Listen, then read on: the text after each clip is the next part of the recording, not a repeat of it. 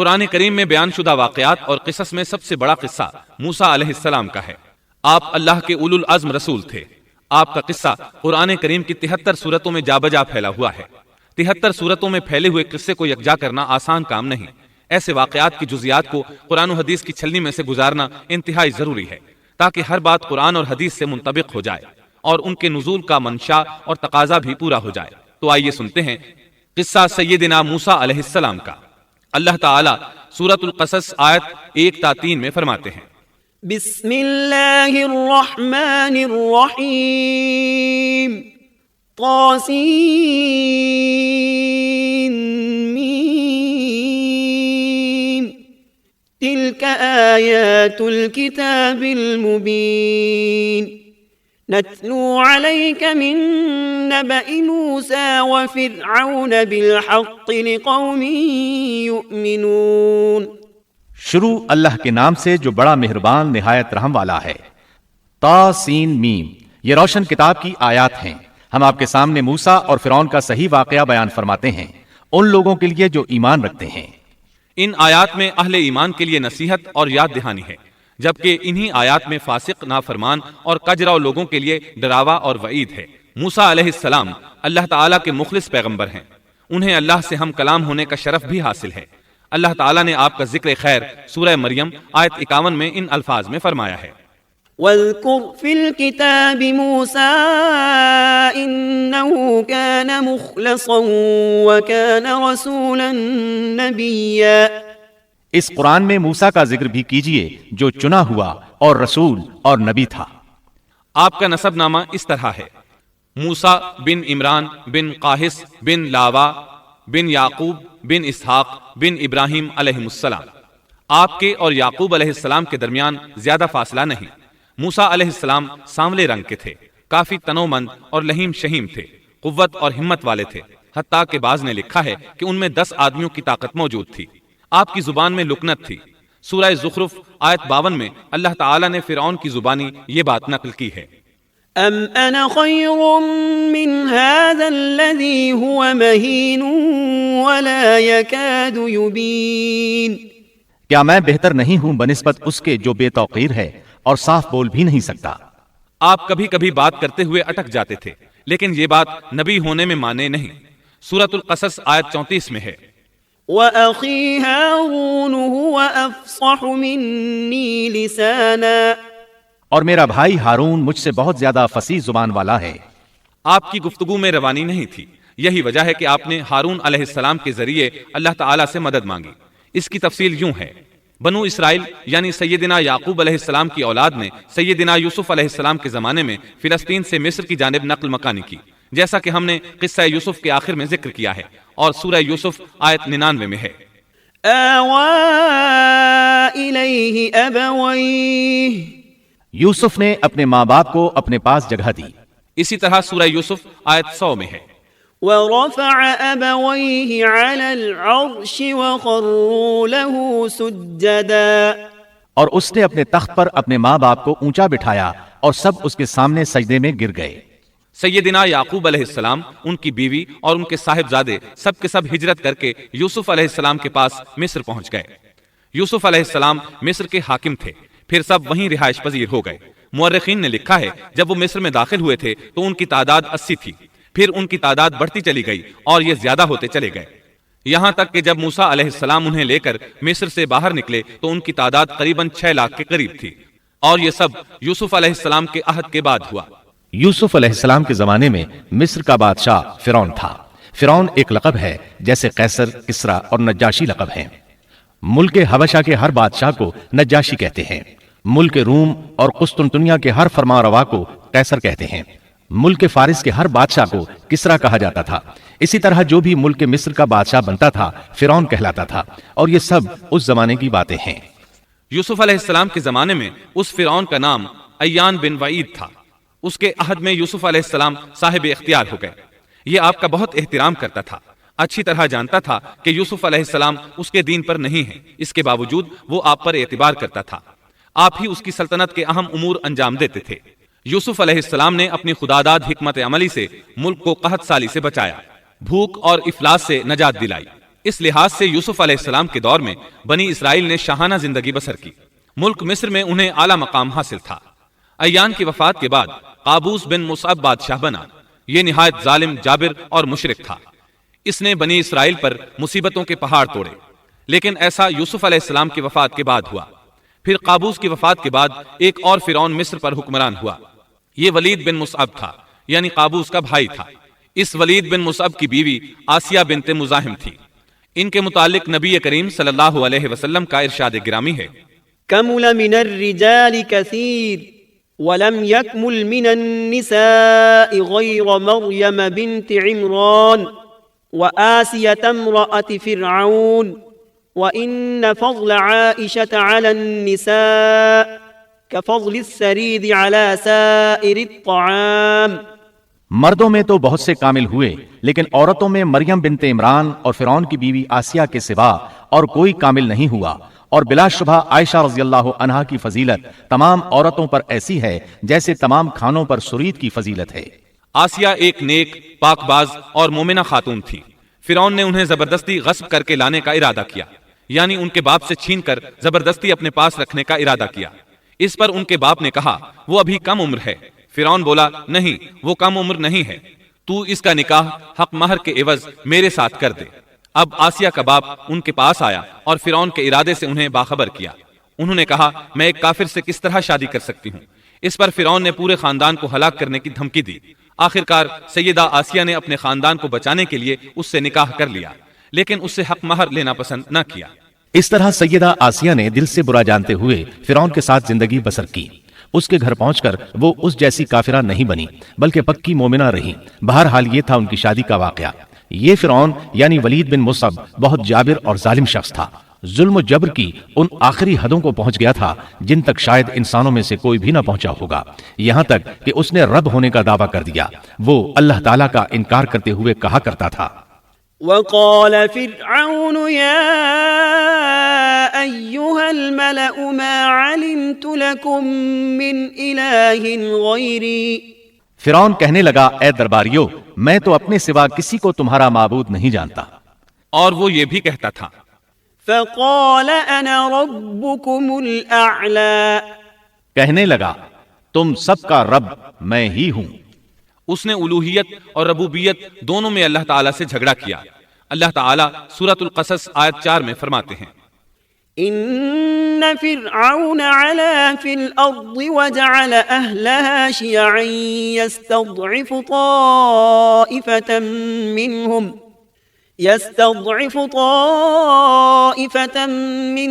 يذبح أبناءهم ويستحيي نساءهم إنه كان من المفسدين۔ یقیناً فرعون نے زمین میں سرکشی کر رکھی تھی اور وہاں کے لوگوں کو گروہ گروہ بنا رکھا تھا اور ان کے ایک فرقے کو کمزور کر رکھا تھا اور ان کے لڑکوں کو تو ذبح کر ڈالتا تھا اور ان کی لڑکیوں کو زندہ چھوڑ دیتا تھا۔ بلا شک و شبہ وہ تھا ہی فساد کرنے والوں میں سے۔ اس نے لوگوں کے گروہ اور جماعتیں بنا رکھی تھیں۔ فرعون کے زمانے میں بنی اسرائیل سب سے حقیر اور کم درجہ قوم تھی۔ فرعون نے انہیں حد درجے ذلیل اور بے عزت بنا رکھا تھا۔ سبھی کو معاشرے میں نچلے طبقے میں شمار کیا جاتا تھا، جبکہ مصر میں یہی لوگ شاہانہ زندگی گزارا کرتے تھے۔ فرعون نے اعلان کرا رکھا تھا کہ بنی اسرائیل سب کے سب غلام ہیں۔ وہ ان سے زر خرید غلاموں کی طرح مزدوری لیا کرتا تھا۔ ان کی عورتوں سے لونڈیوں باندیوں جیسا برتاؤ کیا جاتا تھا۔ وہ جو چاہتا تھا ان سے کرتا تھا۔ اس نے یہ حکم اپنی رعایا میں عام دے رکھا تھا۔ مصر کے باشندے اعلیٰ درجے کے لوگ سمجھے جاتے تھے، وہ قبطی کہلاتے تھے۔ فرعون نے بنی اسرائیل کو غلام اور محکوم بنا رکھا تھا اور انہیں ہر طرح سے کمزور کر دیا تھا۔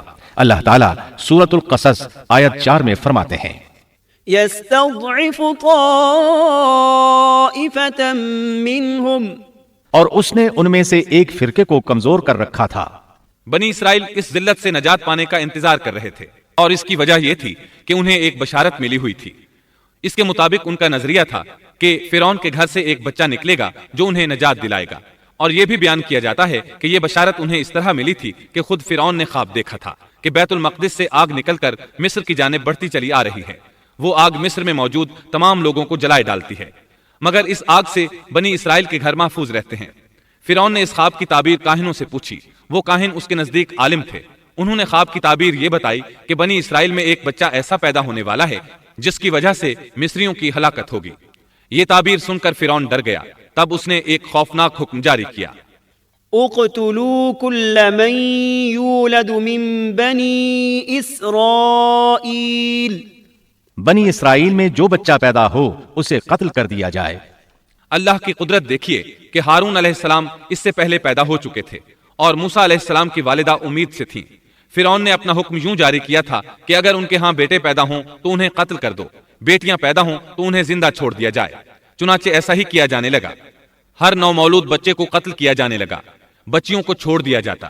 یہ تھا بچوں کو ذبح کرنے کا حکم جو بنی اسرائیل میں شروع ہوا۔ اس کا طریقہ انہوں نے یہ اختیار کیا کہ ہر حاملہ خاتون کی نگرانی شروع کر دی۔ دایا عورتوں کے ذمے یہ ڈیوٹی لگائی کہ حاملہ مستورات کی اطلاع دیں گی، اور جو دایا اطلاع نہ دیتی اسے بھی قتل کر دیا جاتا۔ اس طرح فرعون اور اس کے وزیروں کو ہر نومولود سے باخبر رکھا جاتا تھا۔ ان دنوں سیدنا موسیٰ علیہ السلام کی والدہ اپنے حمل کے ابتدائی دنوں میں تھیں۔ انہوں نے اس بات کو چھپائے رکھا اور دایا کا کام کرنے والی عورتوں سے بھی خود کو چھپائے رکھا، یہاں تک کہ درد ذہ کا وقت آ پہنچا اور انہوں نے بچے کو جنم دیا۔ اس بارے میں سوائے قریبی لوگوں کے کوئی نہیں جانتا تھا۔ بچے کی پیدائش کے بعد وہ فکر مند رہنے لگیں۔ حمل کے دنوں میں تو انہوں نے خود کو چھپا لیا تھا، اب بچے کو کیسے چھپائیں؟ پھر بھی اپنی پوری کوشش کرتی رہیں، یہاں تک کہ ان کے پاس اللہ کا حکم آ گیا۔ یہ حکم اللہ نے ان کے دل میں ڈالا تھا، یعنی القاء کیا گیا تھا۔ یہ وہ وحی نہیں تھی جو پیغمبروں پر آتی ہے۔ سورۃ القصص آیت 7 میں ہے، وَأَوْحَيْنَا إِلَىٰ أُمِّ مُوسَىٰ أَنْ أَرْضِعِيهِ فَإِذَا خِفْتِ عَلَيْهِ فَأَلْقِيهِ فِي الْيَمِّ وَلَا تَخَافِي وَلَا تَحْزَنِي إِنَّا رَادُّوهُ إِلَيْكِ وَجَاعِلُوهُ مِنَ الْمُرْسَلِينَ۔ اور ہم نے موسیٰ کی ماں کو وحی کی کہ اسے دودھ پلاتی رہ، اور جب تجھے اس کی نسبت کوئی خوف معلوم ہو تو اسے دریا میں بہا دینا، اور کوئی ڈر خوف یا رنج غم نہ کرنا، ہم یقیناً اسے تیری طرف لوٹانے والے ہیں اور اسے اپنے پیغمبروں میں بنانے والے ہیں۔ مطلب یہ تھا کہ جب تفتیش اور تحقیق شروع ہو یا خطرات بڑھ جائیں تو اسے دریا میں ڈال دیں۔ امام اسمعی رحمت اللہ علیہ نے ایک بچی کو چند اشعار گنگناتے سنا تو کہنے لگے ان اشعار میں کتنی فصاحت ہے۔ اس بچی نے ان کی بات سن کر کہا، اللہ تعالیٰ کے اس فرمان کے بعد کوئی فصاحت باقی نہیں رہ گئی۔ وَأَوْحَيْنَا إِلَىٰ أُمِّ مُوسَىٰ أَنْ أَرْضِعِيهِ فَإِذَا خِفْتِ عَلَيْهِ فَأَلْقِيهِ فِي الْيَمِّ وَلَا تَخَافِي وَلَا تَحْزَنِي إِنَّا رَادُّوهُ إِلَيْكِ وَجَاعِلُوهُ مِنَ الْمُرْسَلِينَ۔ اس آیت مبارکہ میں بیک وقت دو خبریں، دو احکام، دو حکم امتناعی اور دو بشارتیں ہیں، یعنی ہم نے موسیٰ کی ماں کو وحی کی کہ اسے دودھ پلاتی رہے۔ یہ دو خبریں ہیں، اور جب تجھے خوف محسوس ہو تو اسے دریا میں بہا دے، یہ دو حکم ہیں۔ کوئی خوف نہ کھا اور کوئی غم نہ کر، یہ دو امتناعی حکم ہیں۔ ہم یقیناً اسے تیری طرف لوٹانے والے ہیں اور اسے اپنے پیغمبروں میں سے ایک پیغمبر بنانے والے ہیں۔ یہ دو بشارتیں ہیں۔ اور پھر واقعی تلاش شروع ہو گئی، بنی اسرائیل پر سختی کی گئی۔ موسیٰ علیہ السلام کی ماں نے اللہ کے حکم کے مطابق بچے کو صندوق میں رکھا اور دریا میں چھوڑ دیا۔ ساتھ ہی موسیٰ علیہ السلام کی بہن سے کہا، تو بھی اس کے پیچھے پیچھے چلتی جا۔ چنانچہ وہ دریائے نیل کی موجوں میں چلے اور ان کی بہن کنارے کنارے چلی، اپنے بھائی کی نگرانی کرتی جا رہی ہے کہ دریا میں ڈالنے کے بعد کیا بنتا ہے۔ اللہ تعالیٰ سورۃ القصص آیت 11 میں فرماتے ہیں، وقالت لأخته قصيه فبصرت به عن جنب وهم لا يشعرون۔ موسیٰ کی والدہ نے ان کی بہن سے کہا، تو اس کے پیچھے پیچھے جا، تو وہ اسے دور ہی دور سے دیکھتی رہی اور فرعونیوں کو اس کا علم بھی نہ ہوا۔ صندوق بہتا ہوا فرعون کے محلات کے قریب آن ٹھہرا۔ محلات دریائے نیل کے کنارے تھے۔ اللہ تعالیٰ سورۃ القصص میں فرماتے ہیں، آخر فرعون کے آدمیوں نے صندوق اٹھا لیا، آخر کار یہی بچہ ان کا دشمن ہوا اور ان کے رنج کا باعث بنا۔ اب وہ اس کی بھلائی چاہ رہے ہیں، لیکن وہی فرعونیوں کے لیے وبال جان بننے والا تھا۔ اللہ سورۃ القصص آیت 8 میں فرماتے ہیں، إن فرعون وهامان وجنودهما كانوا خاطئين۔ کچھ شک نہیں کہ فرعون اور حامان اور ان کے لشکر تھے ہی خطا کار۔ فرعون کی بیوی نے فوراً پہچان لیا کہ یہ بچہ بنی اسرائیل میں سے ہے، چنانچہ اس نے کہا، وقالت امرأة فرعون قرة عين لي ولك لا تقتلوه عسى أن ينفعنا أو نتخذه ولدا وهم لا يشعرون۔ اور فرعون کی بیوی نے کہا یہ تو میری اور تیری آنکھوں کی ٹھنڈک ہے، اسے قتل نہ کرو، بہت ممکن ہے یہ ہمیں کوئی فائدہ پہنچائے یا ہم اسے اپنا بیٹا ہی بنا لیں، اور یہ لوگ شعور ہی نہیں رکھتے تھے۔ مطلب یہ کہ اس پورے معاملے میں اللہ تعالیٰ کی تدبیر سے انہیں آگاہی نہیں تھی۔ اس پر فرعون نے کہا یہ صرف تیری آنکھوں کی ٹھنڈک ہے، میری نہیں۔ میں نہیں چاہتا بنی اسرائیل کا کوئی بچہ میری نگرانی میں پلے، لہٰذا یہ صرف تیری ہی آنکھوں کی ٹھنڈک ہے۔ ابن عباس رضی اللہ عنہما فرماتے ہیں اگر فرعون یہ بات کہہ دیتا کہ یہ میری بھی آنکھوں کی ٹھنڈک ہے تو اللہ تعالیٰ اسے ہدایت دے دیتا، لیکن اس نے یوں کہا یہ صرف تیری آنکھوں کی ٹھنڈک ہے، میری نہیں، اور پھر ہوا بھی یہی۔ موسیٰ علیہ السلام آسیہ کی آنکھوں کی ٹھنڈک بن گئے، فرعون کی آنکھوں کی ٹھنڈک نہ بنے۔ اللہ تعالیٰ سورۃ القصص آیت 10 میں فرماتے ہیں وَأَصْبَحَ فُؤَادُ أُمِّ مُوسَى فَارِغًا، اور موسیٰ کی والدہ کا دل بے قرار ہو گیا، یعنی اس کا دل موسیٰ علیہ السلام کی یاد کے علاوہ دنیا کی ہر چیز سے خالی ہو گیا۔ ماں کی محبت اور ماں کے دل کا حال ذرا دیکھیے، مصیبت میں اس پر کیا گزرتی ہے۔ وہ مہربانی جو ماں کے دل میں ہوتی ہے، وہ محبت جو صرف اسی دل کا خاصہ ہے، ہم مردوں کی جماعت اس کیفیت کو نہیں جانتی جو مصیبت کے وقت ماں کے دل پر گزرتی ہے۔ چنانچہ اللہ تعالیٰ فرما رہے ہیں اور موسیٰ کی والدہ کا دل بے قرار ہو گیا، یعنی موسیٰ علیہ السلام کی محبت کے سوا اس دل میں اور کچھ نہ رہا۔ ہر وہ چیز جو اسے دنیا میں پیاری تھی موسیٰ کی محبت پر غالب نہ آ سکی، بس دل میں موسیٰ ہی موسیٰ تھے۔ اللہ تعالیٰ سورۃ القصص آیت 10 میں فرماتے ہیں إن كادت لتبدي به لولا أن ربطنا على قلبها لتكون من المؤمنين، قریب تھیں کہ اس واقعے کو بالکل ظاہر کر دیتی اگر ہم ان کے دل کو ڈھارس نہ دے دیتے، یہ اس لیے کہ وہ یقین کرنے والوں میں رہے۔ اب دیکھیے اللہ تعالیٰ کے کام، ان کے نور چشم کو کس طرح ان کی طرف واپس لوٹایا۔ بچہ جب محل میں پہنچا تو اس نے دودھ کے لیے رونا شروع کر دیا۔ اس کے پاس دودھ پلانے والیاں لائی گئیں، لیکن بچے نے کسی عورت کا دودھ نہ پیا۔ آخر وہ بچے کو اٹھا کر باہر لائے۔ اللہ آیت 12 میں فرماتے ہیں وحرمنا عليه المراضع من قبل، اور ان کے پہنچنے سے پہلے ہم نے موسیٰ پر دائیوں کا دودھ حرام کر دیا تھا۔ جو عورت بھی آپ کو دودھ پلانے کی کوشش کرتی ناکام ہو جاتی۔ اب ظاہر ہے یہ رکاوٹ تو اللہ تعالیٰ کی طرف سے تھی، کوئی دودھ پلانے میں کامیاب ہو بھی کیسے سکتی تھی۔ ادھر موسیٰ علیہ السلام کی بہن دور کھڑی یہ سب دیکھ رہی تھی۔ سورۃ القصص آیت 12 میں ہے فقالت هل أدلكم على أهل بيت يكفلونه لكم وهم له ناصحون، یہ کہنے لگیں کیا میں تمہیں ایسا گھرانہ نہ بتاؤں جو اس بچے کی تمہارے لیے پرورش کرے اور ہوں بھی وہ اس بچے کے خیر خواہ۔ انہوں نے پوچھا اے بچی تو کیسے جانتی ہے کہ وہ اس بچے کی خیر خواہی کریں گی؟ بچی نے جواب دیا اس لیے کہ وہ ایک غریب گھرانہ ہے، جب انہیں معلوم ہوگا کہ یہ بچہ فرعون کے گھر سے آیا ہے تو انہیں انعام و اکرام ملنے کی امید رہے گی۔ اس گھر میں ایک نیک سیرت خاتون ہے، وہ اس بچے کو بخوشی دودھ پلانا قبول کرے گی۔ انہوں نے کہا چلو ٹھیک ہے۔ چنانچہ آپ کی بہن انہیں گھر لے آئی۔ والدہ محترمہ نے بچے کو دودھ پلایا تو آپ نے فوراً دودھ پینا شروع کر دیا۔ سیدہ آسیہ نے ان کی طرف پیغام بھیجا کہ وہ محل میں آ جائے اور جب تک بچہ دودھ پیتا رہے وہ اس کے پاس محل ہی میں رہے، لیکن موسیٰ علیہ السلام کی ماں نے انکار کر دیا۔ انہوں نے کہا میرے اہل و عیال ہیں، میرے خاوند بھی ہیں، لہٰذا ان کے ہوتے ہوئے میں گھر نہیں چھوڑ سکتی۔ اب چونکہ بچے نے کسی اور کا دودھ پینا قبول نہیں کیا تھا اس لیے وہ خود بچے کو لے کر آتے تھے۔ اس طرح موسیٰ علیہ السلام کی والدہ کا بے حد احترام ہونے لگا۔ فرعون کے ہرکارے تحفے تحائف ان کے گھر لانے لگے۔ اللہ تعالیٰ آیت 13 میں فرماتے ہیں فرددناه إلى أمه كي تقر عينها ولا تحزن ولتعلم أن وعد الله حق ولكن أكثرهم لا يعلمون، پس ہم نے اسے اس کی ماں کی طرف واپس پہنچایا تاکہ اس کی آنکھیں ٹھنڈی رہیں اور آزردہ خاطر نہ ہو اور جان لے کہ اللہ کا وعدہ سچا ہے، لیکن اکثر لوگ نہیں جانتے۔ اس طرح موسیٰ علیہ السلام شاہی محل میں پلنے بڑھنے لگے، یہاں تک کہ 18 سال کے خوبرو نوجوان ہو گئے۔ اللہ تعالیٰ آیت 14 میں فرماتے ہیں ولما بلغ أشده واستوى آتيناه حكما وعلما وَكَذَلِكَ نَجْزِي الْمُحْسِنِينَ۔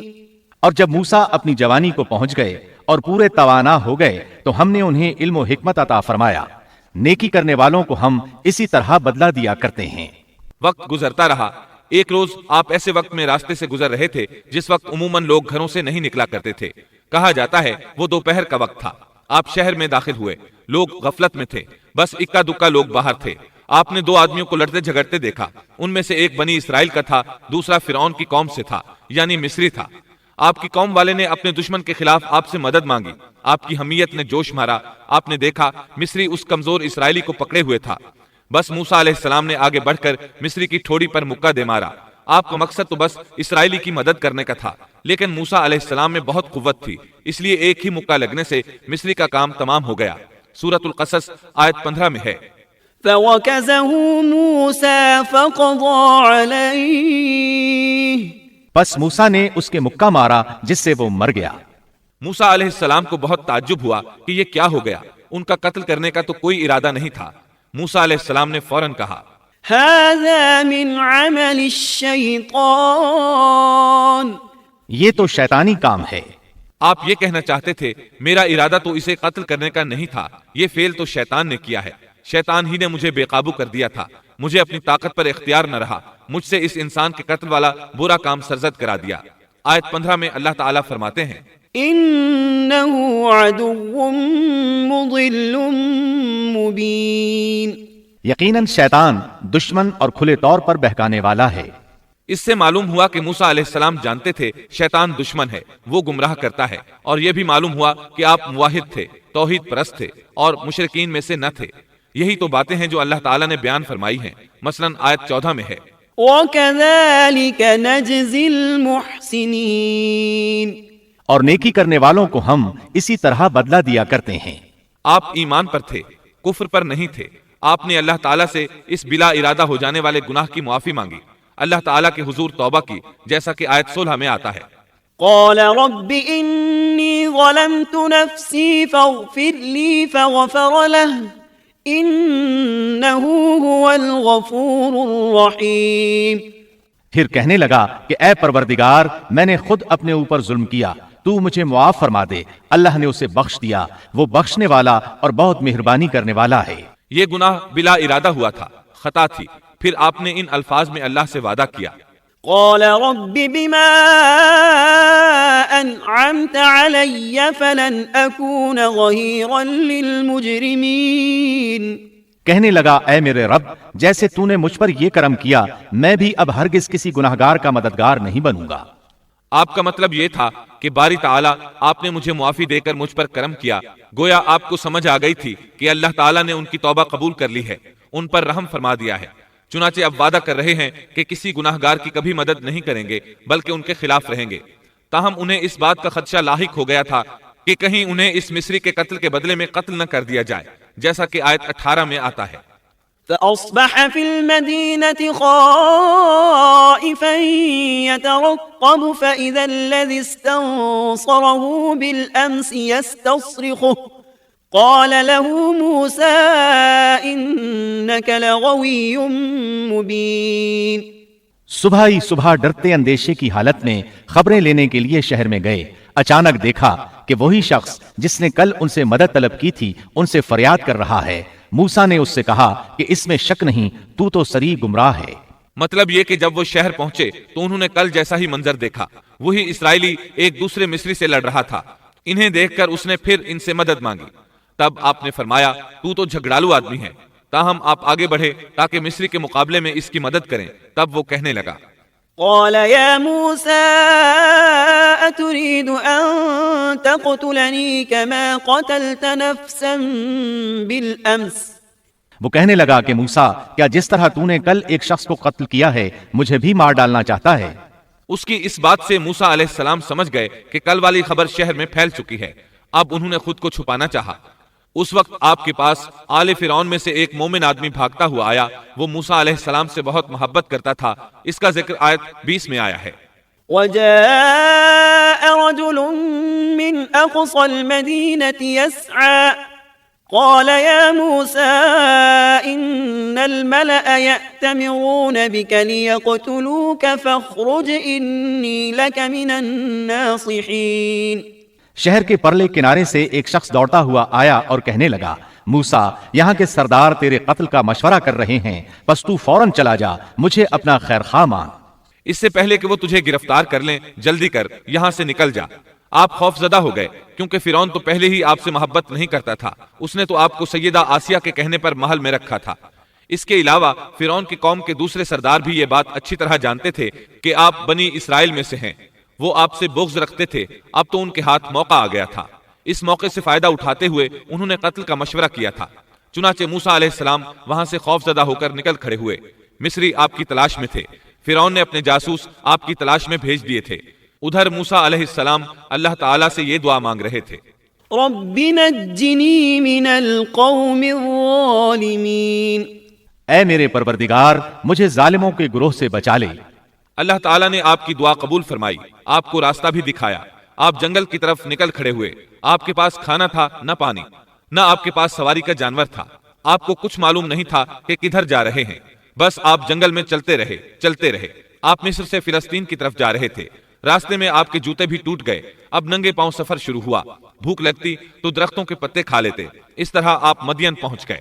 آپ سن چکے ہیں، مدین اللہ کے نبی شعیب علیہ السلام کی بستی تھی۔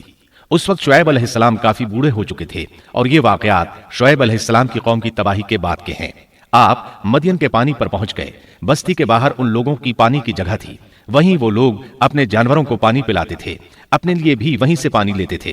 موسیٰ علیہ السلام نے دیکھا کہ لوگ آ جا رہے ہیں، کسی کے پاس بکری ہے، کسی کے پاس اونٹ ہے، انہوں نے حوض بنا رکھے ہیں، وہ کنویں سے پانی نکال کر ان حوضوں میں ڈالتے ہیں۔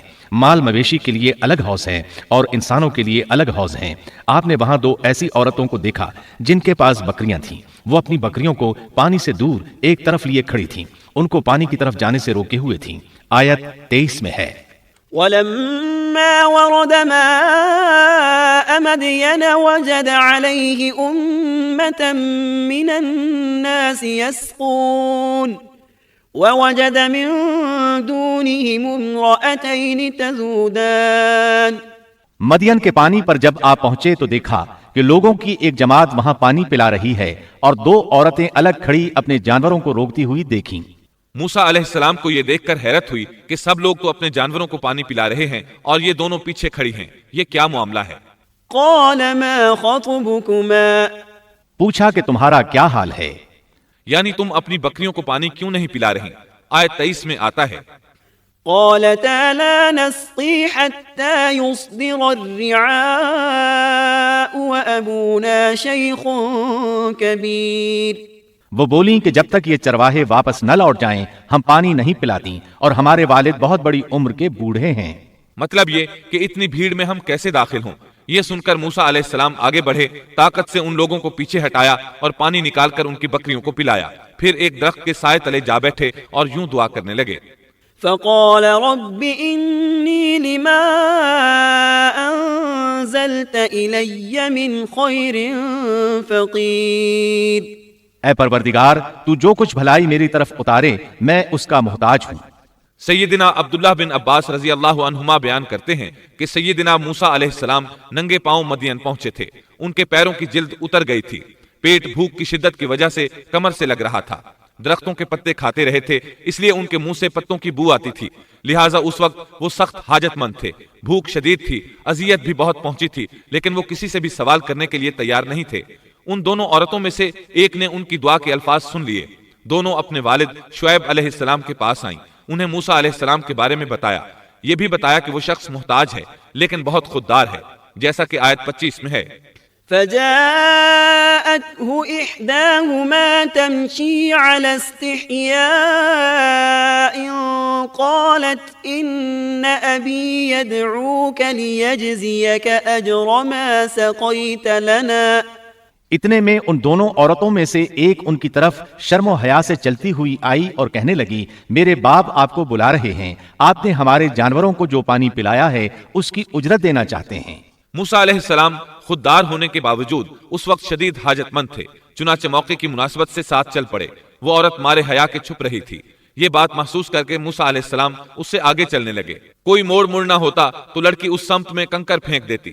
موسیٰ علیہ السلام اس سمت میں مڑ جاتے۔ اس طرح وہ گھر تک پہنچے۔ موسیٰ علیہ السلام کی ملاقات شعیب علیہ السلام سے ہوئی۔ انہوں نے اپنے بارے میں بتایا، جو واقعات ان کے ساتھ پیش آئے تھے وہ بتائے۔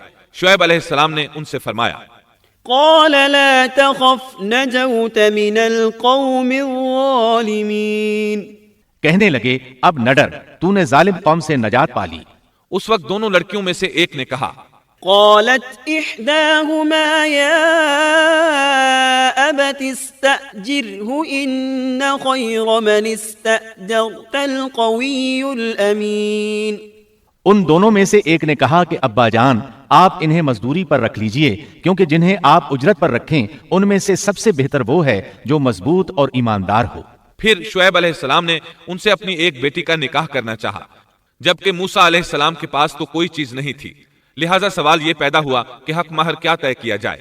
قال انی اريد ان انكحك احدى ابنتي هاتين على ان تأجرني 8 حجج۔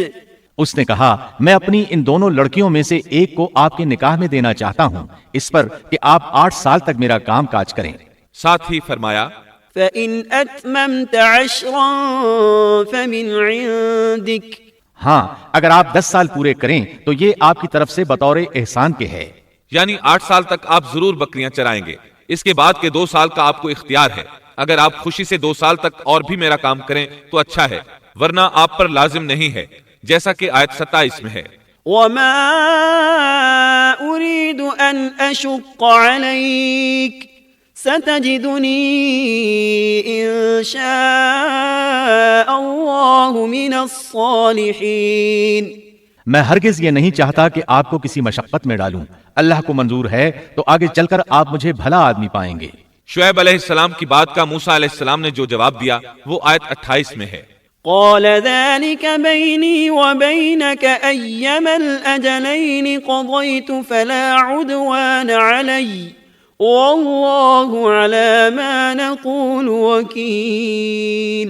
موسیٰ نے کہا خیر تو یہ بات میرے اور آپ کے درمیان پختہ ہو گئی، میں ان دونوں مدتوں میں سے جسے پورا کروں مجھ پر کوئی زیادتی نہ ہو، ہم یہ جو کچھ کہہ رہے ہیں اس پر اللہ کارساز ہے۔ مطلب یہ کہ سیدنا موسیٰ علیہ السلام کہہ رہے ہیں کہ اب یہ اختیار میرا ہے کہ میں 8 سال پورے کروں یا 10 سال، مجھ پر کوئی زیادتی نہیں ہوگی۔ ابن عباس رضی اللہ عنہما سے پوچھا گیا موسیٰ علیہ السلام نے کون سی مدت پوری کی تھی؟ آپ نے فرمایا انہوں نے 10 سال پورے کیے تھے۔ موسیٰ علیہ السلام نے ادھر 10 سال پورے کیے، یعنی اپنا عہد پورا کیا۔ اب انہیں خیال آیا کہ کافی وقت گزر چکا ہے اور حالات بھی بدل چکے ہیں، لہٰذا اب میں واپس مصر جا سکتا ہوں، اپنی والدہ، اپنے بھائی اور بہن سے ملنا چاہیے۔ فلما قضى موسى الأجل وسار بأهله۔ جب موسیٰ نے مدت پوری کر لی اور اپنے گھر والوں کو لے کر چلے، مطلب یہ کہ 10 سال پورے کر لیے، اب اپنی بیوی کو لے کر مصر کی طرف روانہ ہوئے، لیکن آپ مصر کا راستہ تو جانتے ہی نہ تھے، کسی سے پوچھنا چاہتے تھے۔ رات سرد تھی، سردی پورے زوروں پر تھی، ان کے پاس آگ جلانے کے لیے کچھ نہ تھا، انہیں آگ کی تلاش تھی۔ اللہ تعالیٰ سورہ طٰہٰ آیت 9 تا 10 میں فرماتے ہیں، وَهَلْ أَتَاكَ حَدِيثُ مُوسَىٰ إِذْ رَأَىٰ نَارًا۔ تجھے موسیٰ کا قصہ بھی معلوم ہے جبکہ اس نے آگ دیکھی۔ موسیٰ علیہ السلام کو دور، بہت دور پہاڑ کی چوٹی پر آگ نظر آئی اور انہیں آگ کی شدید ضرورت تھی تاکہ آگ تاپ سکیں اور اس کے ذریعے راستہ دیکھ سکیں، اور رات انتہائی سرد اور تاریک تھی، اور یہ سب تقدیر الہی ہے۔ وہی ذات ہے جس نے رات کو تاریک اور سرد بنایا تھا، اسی نے آگ کی شدید حاجت پیدا کی تھی تاکہ آپ کو نبوت سے سرفراز کیا جا سکے۔ انہوں نے آگ دیکھی تو اپنے گھر والوں سے کہا، انی آنست نارا لعلی آتیکم منها بقبس او اجد علی النار ہدا۔ مجھے آگ دکھائی دی ہے، بہت ممکن ہے کہ میں اس کا کوئی انگارہ تمہارے پاس لاؤں یا آگ کے پاس سے راستے کی اطلاع پاؤں۔ جب موسیٰ علیہ السلام آگ کے قریب پہنچ گئے تو وہاں ایک عجیب ہی نظارہ تھا۔ قرآن کریم نے اور بھی کئی منظر بیان فرمائے ہیں، لیکن یہ منظر ان سب سے انوکھا منظر تھا۔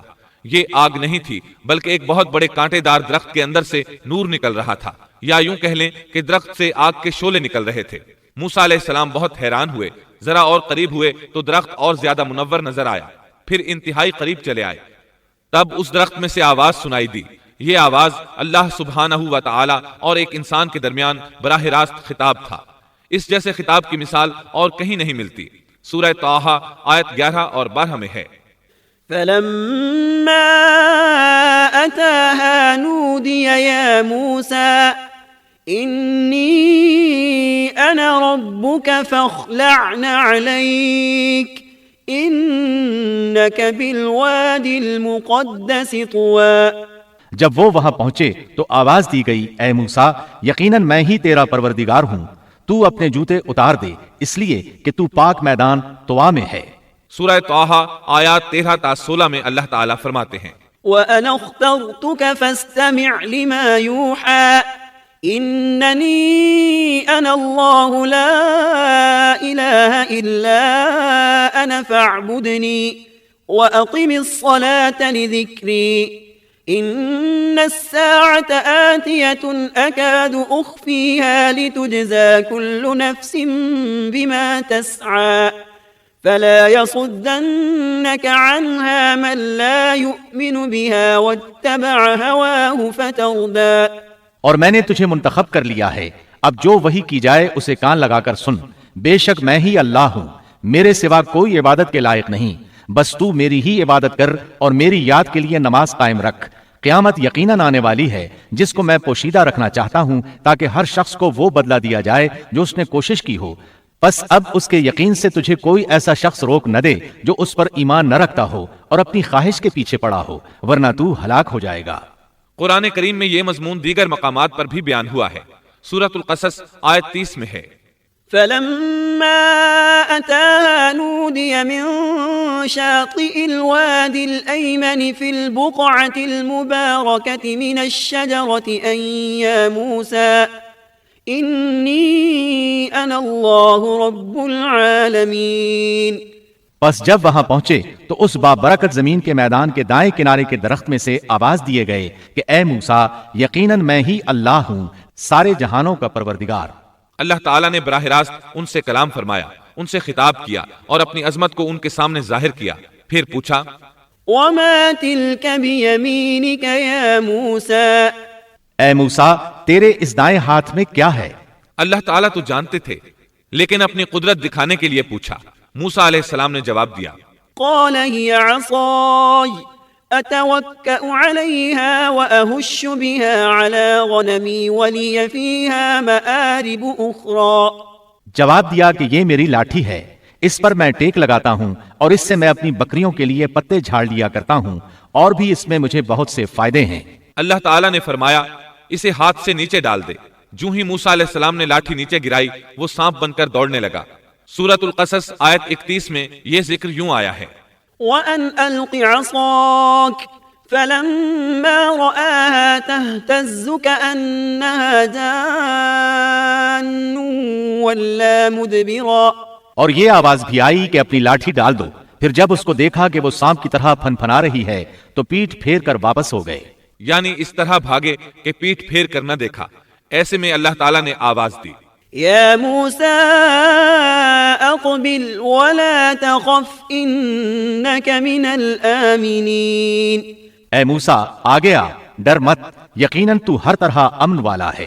اسی طرح سورہ طٰہٰ آیت 21 میں فرمایا، قال خذها ولا تخف سنعيدها سيرتها الأولى۔ فرمایا بے خوف ہو کر اسے پکڑ لے، ہم اسے اسی پہلی سی صورت میں دوبارہ لا دیں گے، یعنی اسے دوبارہ لاٹھی بنا دیں گے۔ موسیٰ علیہ السلام واپس پلٹے، اس کو دم سے پکڑا تو وہ پھر لاٹھی بن گئی۔